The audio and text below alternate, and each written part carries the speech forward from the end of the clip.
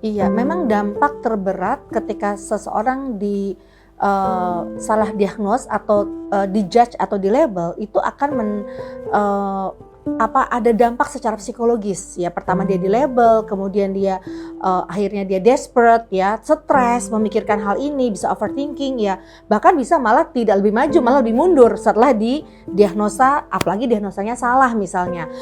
Berapa sulit ya jadi dokter spesialis. Ya memang ilmu kedokteran itu kan luas sekali ya. Jadi untuk mencapai kompetensi, mencapai capaian pembelajaran dengan ilmu yang luas itu nggak mudah gitu. Ya, jadi diperlukan kerja keras, gitu ya. Diperlukan pengorbanan ya. Kita tidak ingin ya tentunya peserta pendidikan dokter spesialis ini kemudian berhenti di tengah jalan dikarenakan kondisi kesehatannya seperti itu, karena kan untuk bisa lolos menjadi peserta pendidikan dokter spesialis itu tentunya tidak mudah.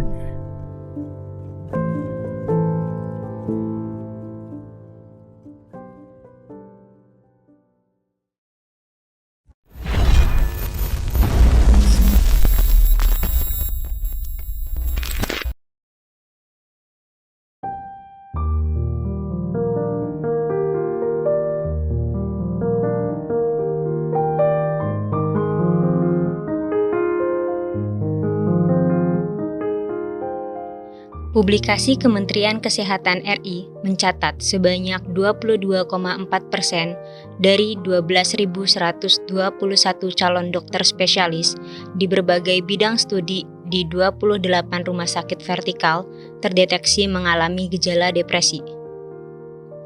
Bahkan, 3,3% juga tercatat merasa lebih baik mengakhiri hidup atau ingin melukai diri sendiri dengan cara apapun. Publikasi yang dilakukan dengan instrumen psikometri ini didasari dari masih adanya aduan praktik dugaan bullying di lingkup kedokteran. Sepanjang 2023, Kemenkes telah menerima sekitar 209 laporan dugaan bullying pasca diluncurkannya instruksi Menkes tentang pencegahan dan penanganan perundungan terhadap peserta didik di Rumah Sakit Pendidikan Kemenkes. Gejala depresi ternyata bisa menyerang siapa saja, bahkan para calon dokter spesialis. UKT mahal, biaya pendidikan ratusan juta, durasi yang memakan waktu lama, atau uang yang bisa dikatakan sejahtera nyatanya tak menjamin kesehatan pikiran mereka tetap waras.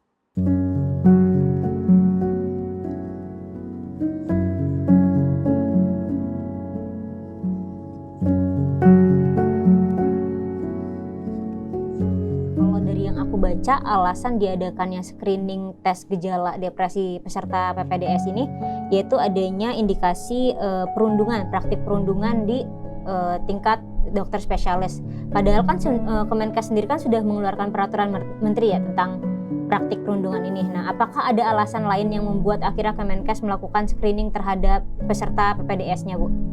Ya, tentunya yang pertama mengapa kemudian kita melakukan deteksi dini ya terkait peserta pendidikan dokter spesialis ini, kita ingin melihat kesehatan mental daripada peserta pendidikan dokter spesialis. Karena satu, kita melihat banyak laporan ya terkait perundungan yang sudah kita luncurkan sejak Agustus 2023 dan kemudian kita juga melihat bahwa surat edaran dari kesehatan tentang dilarang adanya praktik perundungan di rumah sakit vertikal Kementerian Kesehatan itu juga sudah kita lakukan sejak bulan Maret 2023. Tapi sejak itu kita menerima sekitar 209 laporan terkait perundungan ya. Nah, perundungan sendiri kan merupakan suatu yang tidak sehat ya. Artinya kita melihat mengapa ada dua hal ya, mengapa perundungan ini terjadi. Apakah karena faktor depresi atau stresor yang muncul bagi peserta pendidikan dokter spesialis, atau justru mereka yang mengalami perundungan itu juga kemudian mengalami depresi atau stres diakibatkan perundungan. Jadi kita ingin melihat hal ini karena kita melihat bahwa kasus perundungan ini masih terjadi di rumah sakit pendidikan tersebut. Dari 33 rumah sakit vertikal yang dimiliki Kemenkes, kenapa cuma 28 rumah sakit vertikal doang yang dijadikan untuk screening tes PPDS? Ya, jadi 9 rumah sakit vertikal ini adalah rumah sakit pendidikan ya, dari pendidikan dokter spesialis. Jadi dia adalah rumah sakit utama untuk pendidikan dokter spesialis, baik dokter spesialis 1 maupun spesialis 2. Karena tidak semua 38 rumah sakit milik Kementerian Kesehatan itu adalah rumah sakit yang melakukan pendidikan peserta dokter spesialis ya. Dan juga 9 rumah sakit ini adalah rumah sakit yang memang pendidikan dokter spesialisnya lengkap. Ada misalnya rumah sakit mata ya, Cicendo, itu hanya tentunya pendidikan dokter spesialisnya terkait mata. Jadi kita memang yang lengkap merupakan rumah, artinya pendidikan dokter spesialis itu bukan hanya satu prodi saja ya, tapi beberapa program. Yang kedua adalah dia adalah rumah sakit pendidikan utama untuk pendidikan dokter spesialis. Apa yang dikeluarkan oleh Kemenkes kan tadi disebut ya, bahwa itu adalah gejala depresi. Ya, jadi gejala depresi yang didapatkan dari survei ya, peserta didik pendidikan dokter spesialis penyakit dalam itu diminta mengisi kuesioner ya. Ada 9 pertanyaan itu ya, untuk mengisi. Jadi itu harus banyak, namanya makanya judulnya gejala depresi. Ya, jadi memang ini harus dijelaskan bahwa itu adalah gejala depresi. Ya. Gejala sama juga dengan gejala yang lain. Ya. Penyakit jantung mempunyai gejala nyeri dada, ya kan? Tapi belum tentu semua yang nyeri dada itu penyakit jantung, ya, atau sakit jantung. Tool yang digunakan memang juga untuk screening ya, atau kuesioner ya, PHQ-9 ya. Jadi ini adalah screening penapisan bahwa ada tadi 22,4% dari peserta pendidikan dokter spesialis ya, itu mengalami gejala-gejala tersebut. Nah, ini berarti harus ditindaklanjuti. Ya. Dia udah depresi ya, ada beberapa penyebab ya. Jadi kalau kita udah bicara udah diagnosis depresi, jadi yang tadi dari gejala itu harus dipastikan dulu bahwa memang ini depresi, didiagnosis depresi oleh seorang ahli, karena tidak cukup kita mendiagnosis penyakit itu dengan gejala, hanya dengan kuesioner saja. Depresi itu biasanya dipengaruhi oleh, kita sebut ini adalah penyakit disebabkan oleh faktor biologi, faktor psikologi, dan faktor sosial. Semua faktor itu berpengaruh. Nah, jelas kalau untuk pendidikan dokter spesialis, ya ini kan pendidikan ya kan, semua pendidikan pasti ada capaian-capaian harus yang dicapai. Nah, jelas ini akan menimbulkan tadi tambahan stresor ya kan. Faktor-faktor itu semua mempengaruhi ya. Dan memang pendidikan dokter bukan pendidikan yang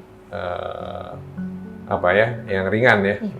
Jadi banyak pengorbanan yang dilakukan ya, kerja keras yang dilakukan untuk bisa mendapatkan kompetensi atau ilmu yang memang diharapkan dari pendidikan dokter spesialis.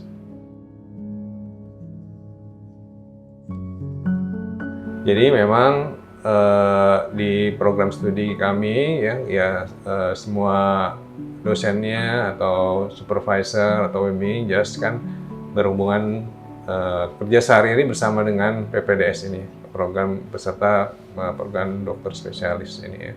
Jadi ya kita akan kalau ada melihat ada gejala-gejala tersebut ya jelas kita akan melakukan pendekatan ya, kita akan tanyakan ada masalah apa ya. Itu kalau dari sikap ya kan, tapi juga kita kan harus lihat juga kadang-kadang sikap ini sifatnya subjektif ya. Kadang-kadang kita lihat juga kinerjanya ya kan. Biasanya kalau yang sudah mulai menjadi gangguan kan dia berpengaruh terhadap kinerjanya ya. Kalau kinerjanya sudah mulai berkurang ya biasanya supervisornya yang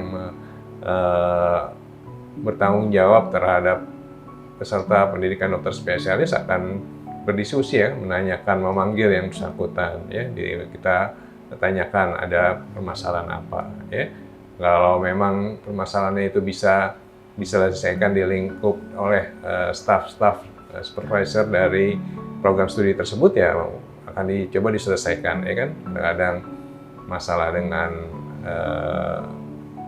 rekan mahasiswanya ya, rekan kerja gitu kan itu bisa diselesaikan kalau dalam lingkup masih dalam tanggung jawab dari program studi ya.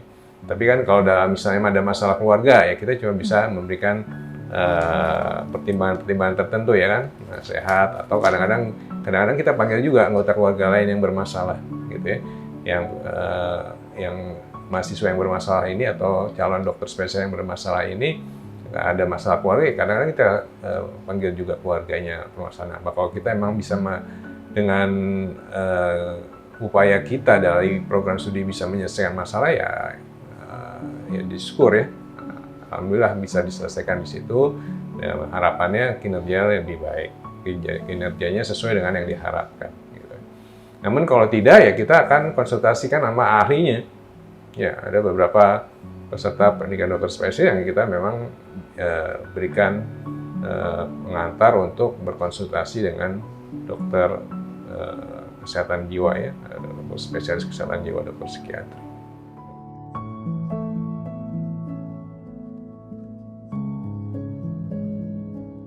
Jadi berapa sulit ya jadi dokter spesialis? Ya memang ilmu kedokteran itu kan luas sekali ya.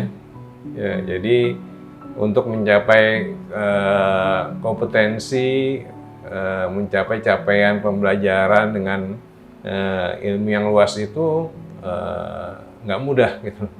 Ya, jadi diperlukan kerja keras, gitu ya. Diperlukan pengorbanan ya. Program pembelajaran yang disusun ini berusaha mencapai target itu ya, atau capaian pembelajaran itu supaya bisa menguasai semua aspek dari ilmu yang luas itu. Jadi karena selain ilmunya kan kalau udah sama pasien beda lagi ya kan, bukan hanya ilmunya aja kan, pendekatannya gitu ya beda. Satu pasien dengan pasien lain kita pendekatannya beda lagi ya. Belum lagi kalau harus belajar mengenai tindakan yang harus dilakukan ya gitu. Nah ya, belum lagi belajar mengenai tidak terlepas kan dengan dalam rangka menata laksana mengobati pasien terlepas sistem kesehatan ya kan, BPJS pembiayaannya ya, ini juga diperlukan ya. Jadi memang banyak faktor ya, tapi utamanya karena memang harus mencapai kompetensi yang atau keilmuan yang memang cukup luas ya. Jadi ini harus dikejar dengan kerja keras dan dengan pengorbanan.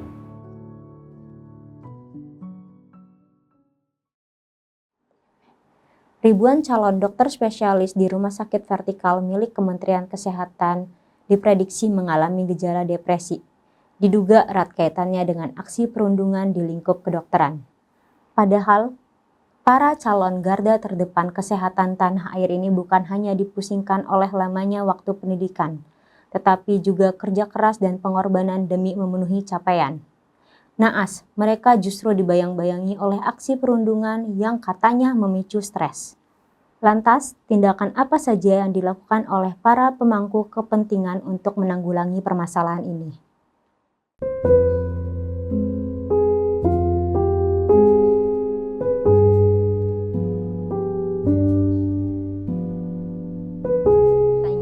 sebanyak 22,4% atau sekitar 2.000-an peserta PPDS mengalami gejala depresi. Bahkan 3,3%-nya itu diindikasi ingin mengakhiri hidup atau melukai diri sendiri.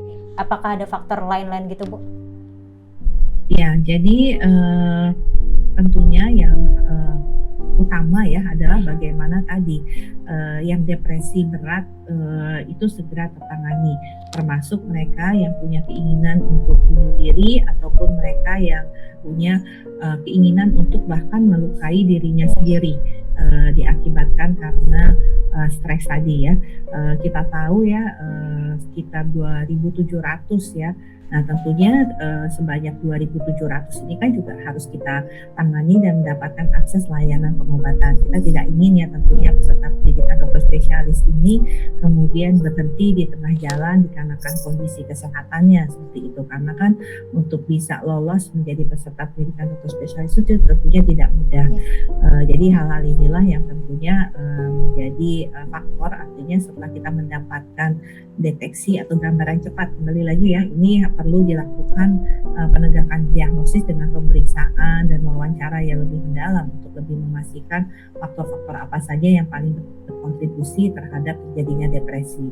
Kalau kita lihat saat ini setidaknya ada 4 faktor ya. Yang pertama adalah faktor daripada proses pendidikan itu sendiri, karena seorang peserta pendidikan dokter spesialis dia kan harus juga melakukan tugas-tugas ilmiah, membuat karya ilmiah, kan membuat disertasi, itu pasti akan membuat stresor sendiri.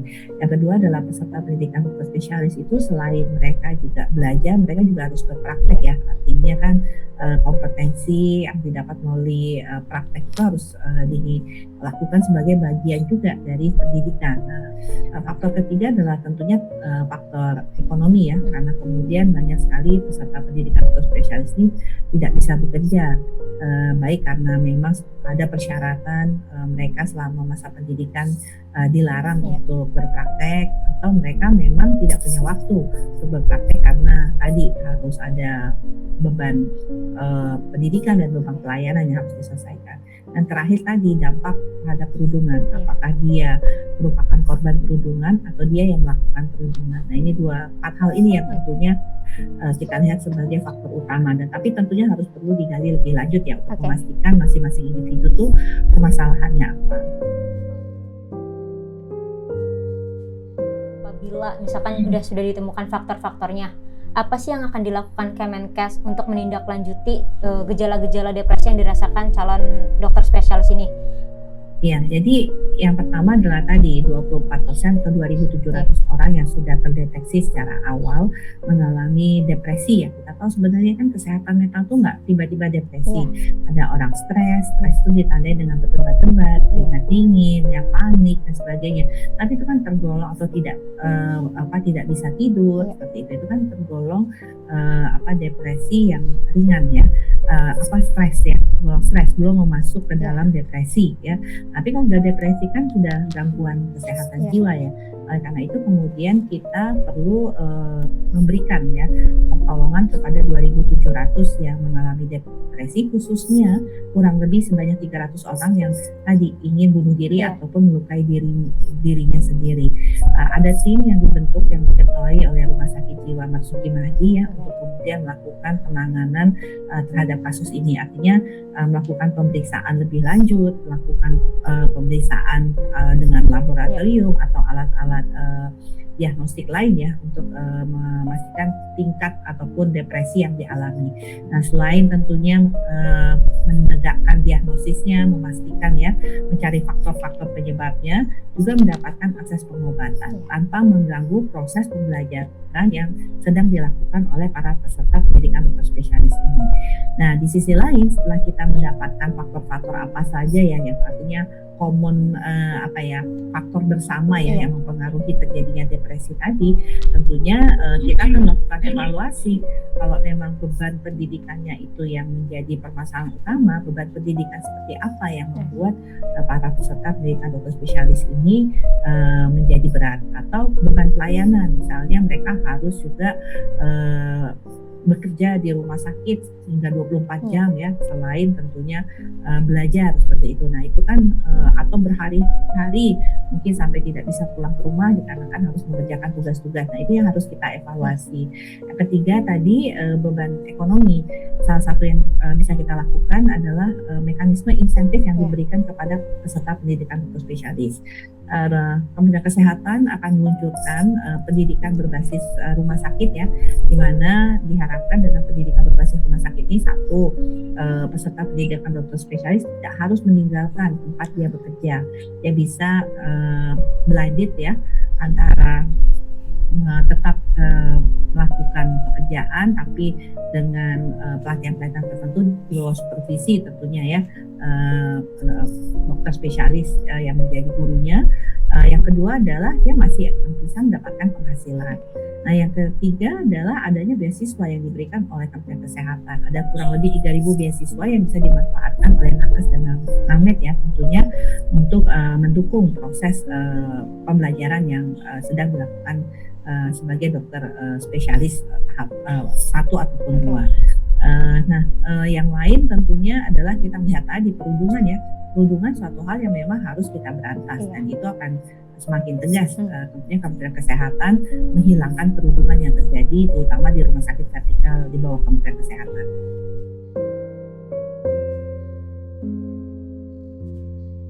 Buat kami ini menjadi sebuah trigger untuk kami sampaikan kepada teman-teman media bahwa beban tugas sebuah pendidikan ya di dalam kedokteran ya.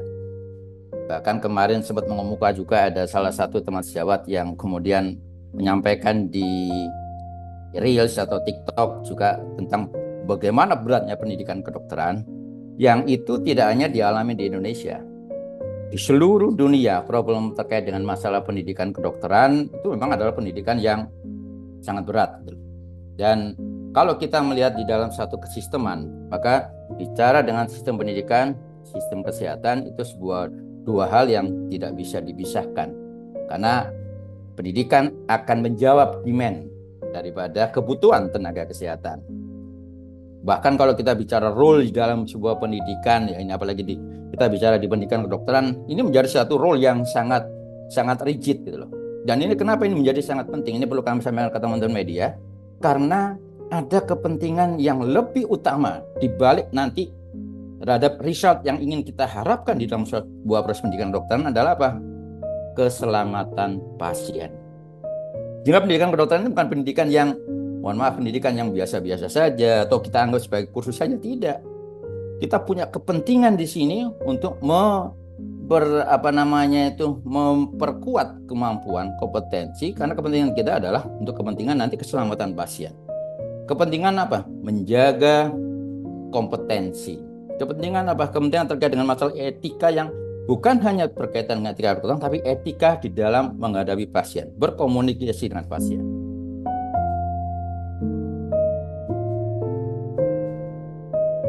Kalau tadi penelitiannya di rumah sakit vertikal, saya kira kita mendorong Kementerian Kesehatan untuk membuat sebuah regulasi, karena otoritasnya ada di Kementerian Kesehatan, karena di rumah sakit vertikal sebagai rumah sakit pendidikan, untuk kemudian menindaklanjuti dalam konteks early detection dan prevention program.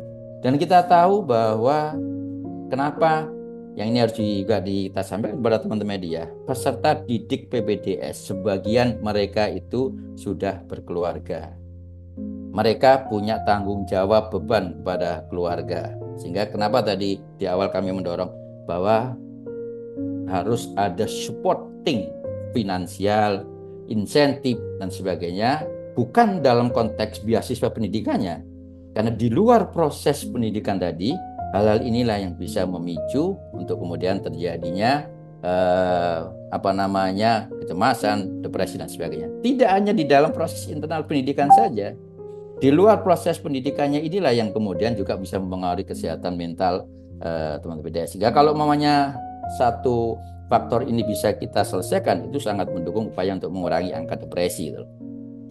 Nah, apa rekomendasi yang nanti akan dipertegas oleh Dr. Agung dan Dr. Tommy? Perlu ada tindak lanjut survei. Nanti teman-teman PDSKJ akan berikan satu rekomendasi apa yang harus ditindaklanjuti. Financial support dengan insentif tadi, tolong diwujudkan kepentingan untuk memberikan insentif kepada peserta BPDS. Regulasi jam kerja, working hours, kemudian ya kami sangat mendorong untuk pembentukan Satgas Kesehatan Mental di Rumah Sakit Pendidikan, dan ini sebenarnya sudah dilakukan.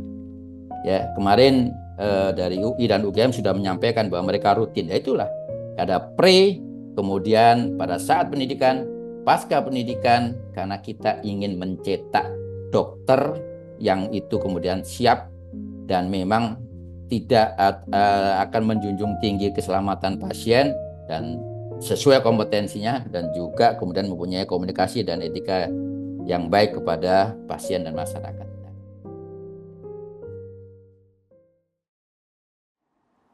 Meski berniat baik, tapi nyatanya langkah ini dianggap kurang tepat. Publikasi yang memperlihatkan tidak stabilnya mental para peserta PPDS ini justru menjadi bumerang. Mulai dari instrumen tes kejiwaan yang dianggap tak laik, belum lagi butir pertanyaan yang minimalis juga ikut diperdebatkan. Sebenarnya apa yang coba dilakukan pemangku kepentingan memperlihatkan sisi lain dari kualitas kesehatan jiwa para calon garda terdepan kesehatan tanah air ini? Instrumen yang digunakan untuk tes ini itu PHQ-9 itu kan menuai beragam respon ya, termasuk praktisi kedokterannya sendiri. Apalagi katanya soal yang dibuat di instrumen ini ada 9 doang, Bu. Apakah itu bisa mengcover gejala-gejala yang dirasakan oleh calon dokter spesialis, dan bagaimana sih tanggapan Kemenkes tentang respon negatif instrumen ini itu tidak relevan untuk dijadikan acuan mendeteksi calon peserta dokter spesialis itu depresi atau tidak? Ya, desain PHQ ini kan sebenarnya sudah suatu standar ya, yang artinya digunakan juga di berbagai negara, berbagai tentunya metode-metode untuk men-screening awal. Ingat, ini adalah screening awal, bukan mendiagnosis seorang atau menegakkan suatu penyakit pada seseorang, tapi adalah screening cepat. Namanya juga screening cepat ya. Tadi sudah disampaikan, nanti akan ada tim yang menindaklanjutinya, yang kemudian memastikan diagnosis apa saja yang mungkin terjadi. Nah, apakah kemudian dalam saat verifikasi atau konfirmasi dia tidak termasuk depresi karena setelah dilakukan wawancara mendalam tidak ada tanda-tanda, yaitu alhamdulillah ya, berarti kan memang kita bisa segera mengetahui situasi dan kondisi peserta pendidikan dokter spesialis. Tapi buat mereka yang memang mengalami depresi, ini akan sangat baik. Artinya kita membuka akses para peserta pendidikan dokter spesialis untuk mendapatkan akses pengobatan, akses layanan.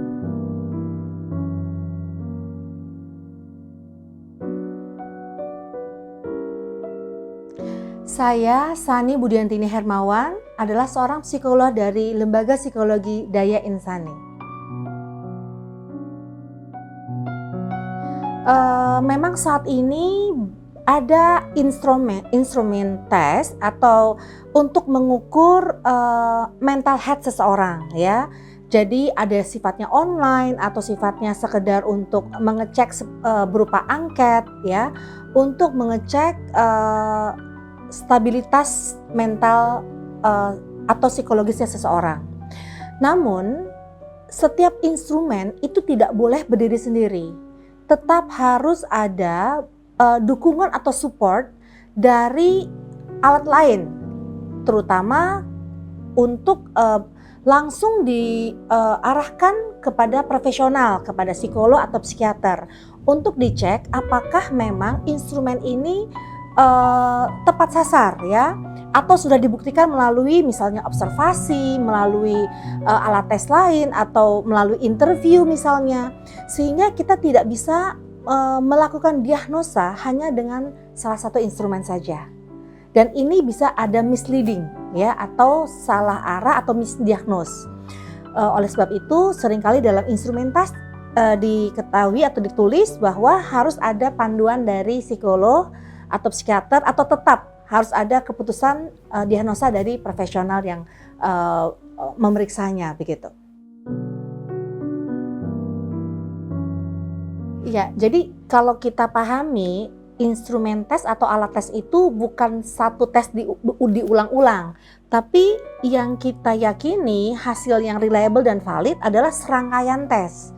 Bisa tes tertulis, bisa juga tes melalui tidak tertulis seperti wawancara, observasi gitu ya. dan juga dengan serangkaian tes gitu. Jadi apalagi dengan tes hanya mungkin singkat, hanya mengandung beberapa item saja, tentunya kita tidak bisa menyatakan bahwa tes itu valid untuk mendiagnosa seseorang. Tapi bahwa nice to know bahwa orang screening gitu ya, itu boleh-boleh saja. Makanya sebenarnya tujuan kita tes itu tuh harus jelas untuk apa. Apakah untuk rekrutmen, apakah untuk mendiagnosa mental health seseorang, sehingga ketika kita tahu tujuan pemeriksaan itu apa, maka instrumen tes pun akan disesuaikan sesuai dengan tujuannya tadi, ya. Dan kita sebagai profesional biasanya tidak mentes itu hanya untuk tahu saja, tapi tadi apa sih langkah selanjutnya, bagaimana terapinya. Jadi tujuannya adalah membantu individu untuk bisa lebih baik atau improve di kemudian hari. Tapi kita tidak bisa memakai satu alat tes saja untuk mendiagnosa seseorang. Iya, memang dampak terberat ketika seseorang salah diagnos atau dijudge atau dilabel itu akan ada dampak secara psikologis ya. Pertama dia dilabel, kemudian dia akhirnya dia desperate ya, stres, memikirkan hal ini, bisa overthinking ya, bahkan bisa malah tidak lebih maju, malah lebih mundur setelah diagnosa, apalagi diagnosanya salah misalnya.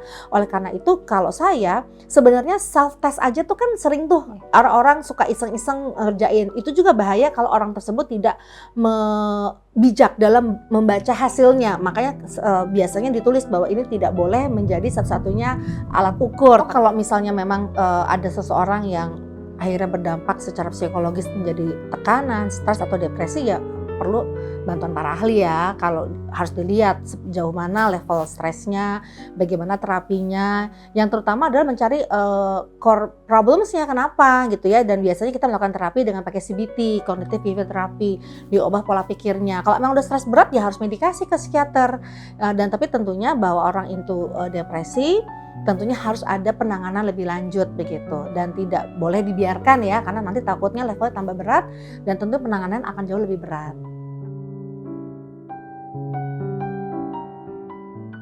Uang pangkal mahal, biaya pendidikan puluhan hingga ratusan, perjalanan yang panjang, kerja keras dan pengorbanan yang mereka lakukan nyatanya tak menjamin kesehatan tetap aman.